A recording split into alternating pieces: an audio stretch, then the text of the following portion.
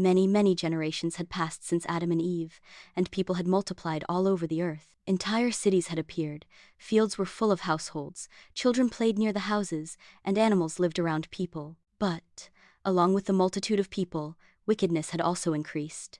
Fewer and fewer loved and obeyed God. People did evil deeds, quarreled, fought with each other, and forgot the laws of the one who had created them. God looked at the earth and was filled with great sorrow. He had seen how the heart of man had become full of evil thoughts and sins. There was so much violence and injustice that God decided that he had to cleanse the earth. But among all the wicked people on earth, one man lived differently, Noah. Noah was a good, gentle, hard-working, and faithful man. He obeyed God, loved him, and honored him in everything he did.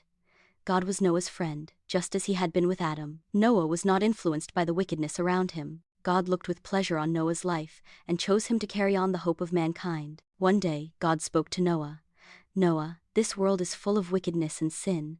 I am going to send a great flood over the whole earth. The water will cover everything, and all living things that are not in the ark will perish. But I want to save you and your family, because you are a righteous man." Then God told Noah to build a huge ark. It was an unusual command, because Noah lived far from any sea or ocean. No one had ever seen such a big ark, nor had anyone heard of such a long reign. But Noah did not doubt. He listened to everything God told him. God gave him the exact plan. "The ark shall be 300 cubits long, 50 cubits wide, and 30 cubits high. Make it 3 stories high, with many rooms, and cover it with pitch inside and out, so that water does not enter." Noah began to cut wood, carve it, hammer nails, and work every day. The people around him gathered to see him and laughed at him. "What are you doing, Noah? Have you gone crazy? Where is your sea? Why are you wasting your time with such a thing?" But Noah answered them gently and told them what God had told him. He spoke to them about justice, about the punishment that was to come, and about God's love. But the people did not want to listen. They mocked him and went away laughing. Many, many years passed, over 100 years, until the ark was ready. It was hard work, but Noah did not give up. Then God said to him, "Noah, gather your wife, your 3 sons, Shem, Ham, and Japheth, and their wives into the ark. Take with you a pair of every animal and bird, so that they may be saved." And a miracle happened. From all corners of the earth, animals began to come 2 by 2.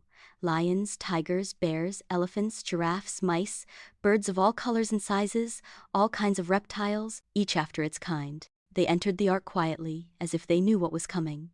After everyone was in the ark, God closed the door with his hand. The sky darkened, and suddenly great streams of water began to fall. The earth split open, and powerful springs gushed out from the depths. It rained incessantly for 40 days and 40 nights. The waters covered the fields, the houses, the hills, and even the high mountains. Everything outside the ark perished, but the ark floated peacefully on the waters. God was taking care of Noah and everyone inside. After a while, the rain stopped, but the earth was still full of water, and the ark floated for many months. Noah sent out a raven, then a dove, to see if there was any more water. When the dove returned with an olive leaf in its beak, Noah knew that the waters had begun to recede. Finally, the ark came to rest on Mount Ararat. God said to Noah, "Go out of the ark, you and your household and all the living creatures that are with you. Go and replenish the earth." Full of gratitude, Noah built an altar and offered a sacrifice of thanksgiving to the Lord. Then, God made a sacred promise. "Never again will I send a flood to destroy all life on the earth."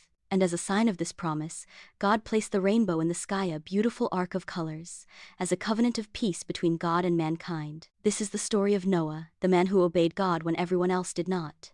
He became the first ark captain and a man of faith. Through him, God gave mankind a new beginning and showed us that obedience and faith are always rewarded.